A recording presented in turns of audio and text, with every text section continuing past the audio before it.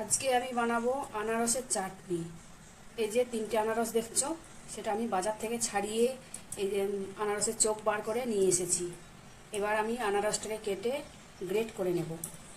তারপরে আনারসের চাটনিটা কিভাবে বানাবো আপনাদেরকে দেখাবো। এইভাবে কেটে নিলাম, এবার আমি গ্রেট করছি।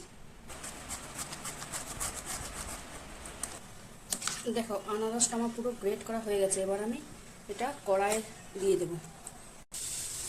কিছু দিলাম না, শুধু আনারসটা আমি ঢেলে দিলাম। আনারসটায় অল্প একটু জল দিয়ে আমি সিদ্ধ করতে দিলাম। দেখো আনারসটা সিদ্ধ হয়ে গেছে। এবার আমি একটু সাদা নুন দিয়ে দিচ্ছি, আর অল্পখানি বিট নুন দিয়ে দিলাম। আনারসের মধ্যে আমি আন্দাজ মতন চিনি দেব।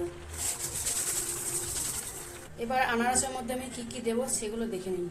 এখানে আছে কাজু, খেজুর, কিশমিশ আর চেরি। কাজুটা দিয়ে দিচ্ছি, খেজুরটা দিয়ে দিলাম। আনারসের মধ্যে আর একটু আমি চিনি দিয়ে দিলাম। অল্প একটু গোলমরিচ দিয়ে দিচ্ছি। কিশমিশটা দিয়ে দিলাম। এবার চেরিগুলো দিয়ে দিচ্ছি। এবার